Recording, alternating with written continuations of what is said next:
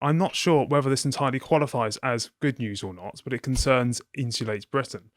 Now, Insulate Britain, as most know, are an offshoot of Extinction Rebellion. Their aim is to basically force the government to subsidise for the insulation of homes so that everyone can get by on low energy use by 2030, with social housing being fully insulated by 2025.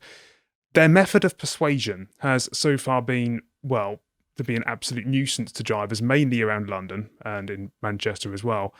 And this has so far involved blocking roads on the N25, which has occurred about 60 times, Dartford Crossing, the Port of Dover as well. And in the case of the Port of Dover blockade on the 28th of September, 39 activists were arrested after the activists blocked Dover Port, which caused huge queues of vehicles attempting to cross the channel. Can I interrupt? Sorry. This is why I'm absolutely convinced that this is a psyop in order to basically make people hate environmentalism. Because that's what they're making me do. Like I'm all for conserving green spaces, having clean air and water, and obviously energy efficiency. Yeah. I mean, who wouldn't be against those things? But they're almost apolitical points. Exactly, and like how much of an issue is insulating of houses? I mean, Britain isn't warm in the winter.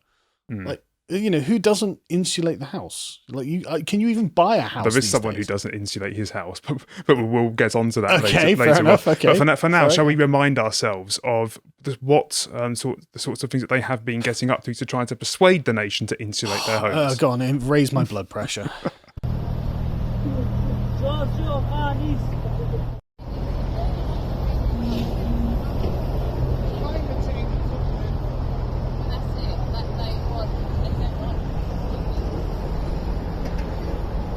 This is just insufferable. It is, but to be fair, the observers are being pretty mild-mannered. Yeah, they are.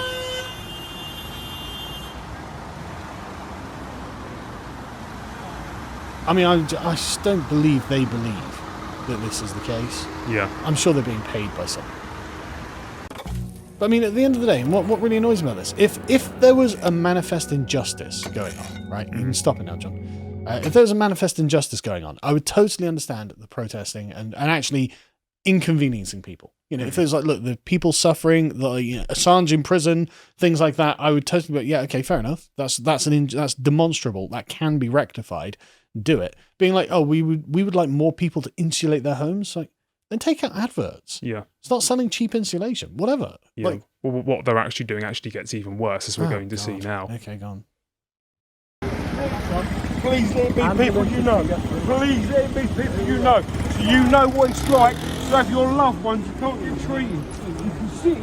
I hope you know what it's like. My father needs treatment and you see it doing this scum. Yes, what I believe is happening here.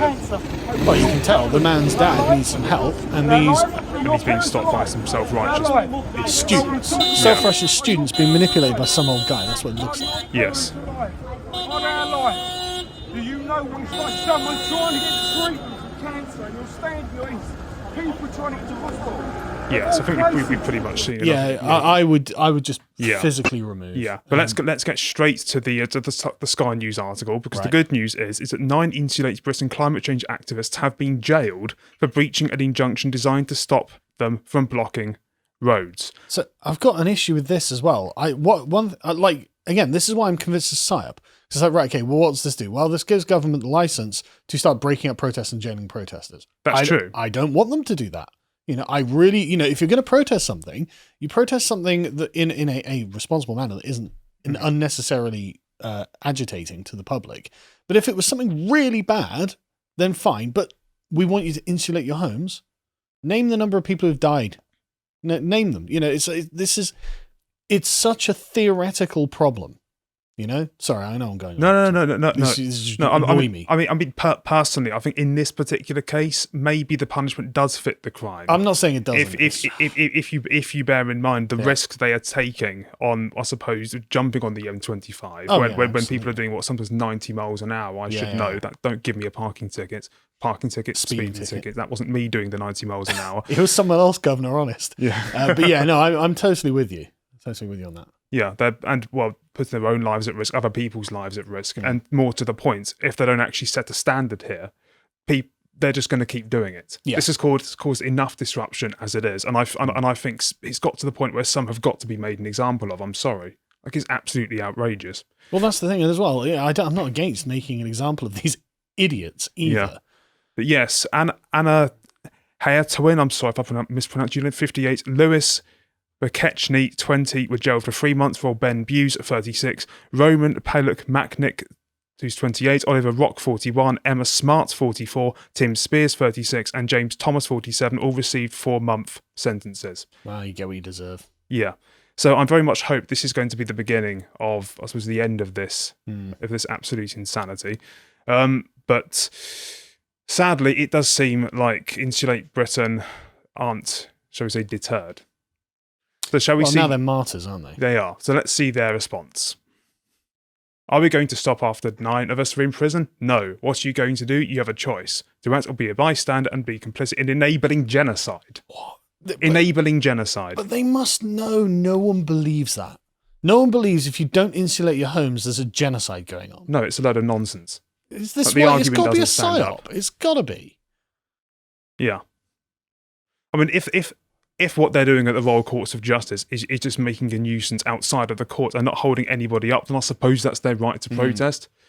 But this isn't going to end well for them. But this does. Look at the protesters, though, right? It seems like the most cringe middle-class protest I've ever seen. Yeah. Like, this is middle-class problems Yeah. that they've managed to gin up into a radical narrative. So now it's genocide. No one thinks it's genocide because we don't have enough insulation, which I don't think is a problem, really, but there we go.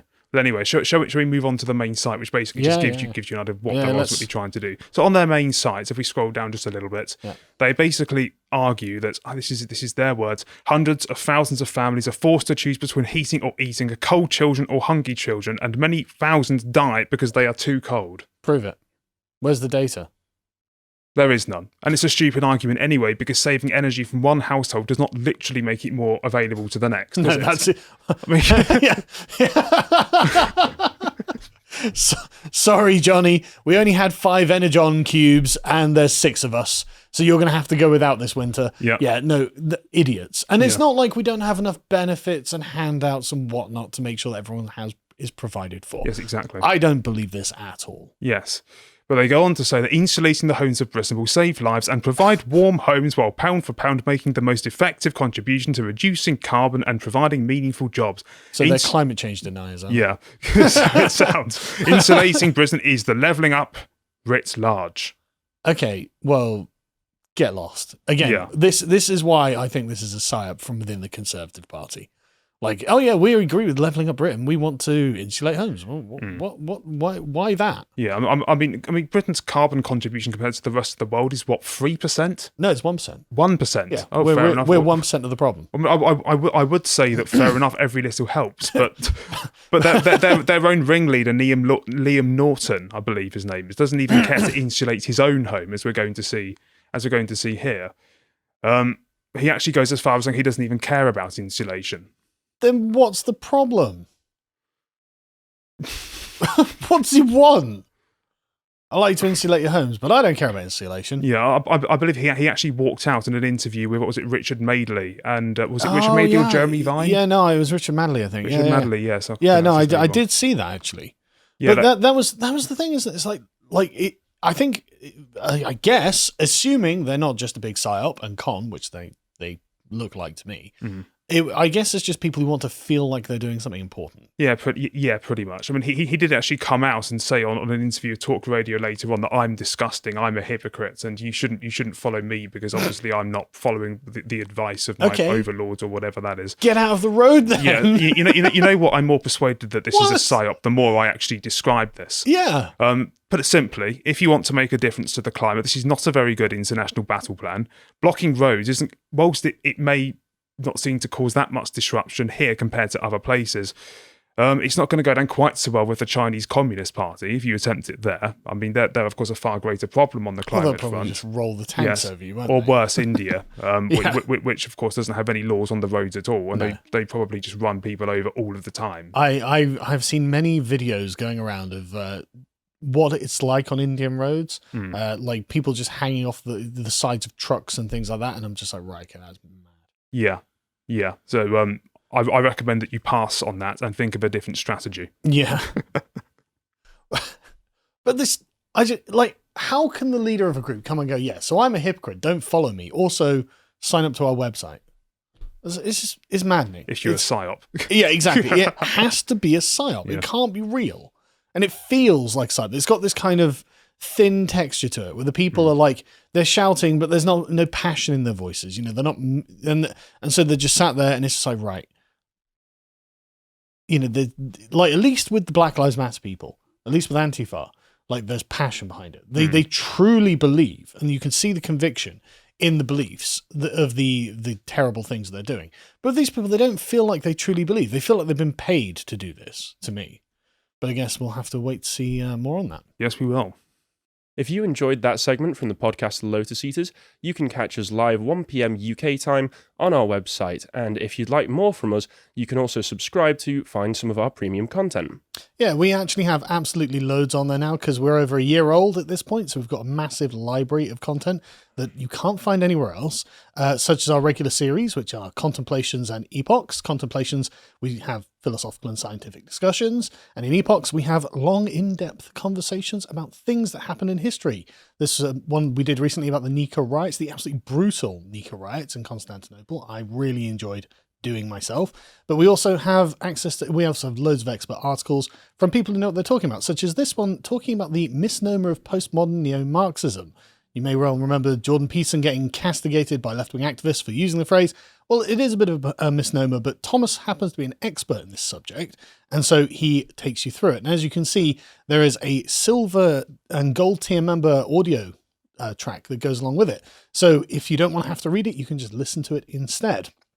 But we also have a bunch of premium podcasts that we can't really host on YouTube because of editorial guidelines, shall we say, such as Harry doing this excellent one, What Happened to the January 6th Rioters, and another one, in fact, that Harry and myself did about a whistleblower from a German public broadcaster talking about the COVID coverage and the particularly engineered narrative in which they can't talk about certain things. And so this leaves a bunch of questions up in the air, and we explore that. Again, editorial guidelines mean we can't really host that elsewhere. We also have a bunch of really excellent interviews. I did one recently with a chap called Philip Tanzer. He's if you're a men's rights activist, you may have heard of him because he comes out of that space, but he's also an ex-gay porn star who's turned conservative activist who has some very interesting opinions. Very interesting trajectory to take. Yeah, it's the sort of person you're probably not going to meet in your regular life, but he's a fascinating guy. He's a really nice chap. And also follow us on alternative media because, of course, we want to break the stranglehold of Silicon Valley over everything that we do. And this means that follow us on platforms like Getter, where you can follow Lotus_com to get all the latest updates from us. And also, we are speaking, or I am speaking, at a conference hosted by Getter at the London O2, the Indigo section of the London O2 on December the 8th. I'll be speaking there it's part of the Counterculture conference, where we're talking about why what is happening to the West is happening and what we can do about it. So part of that is following us on Getter and coming and see us, and of course, subscribe because that keeps everything running.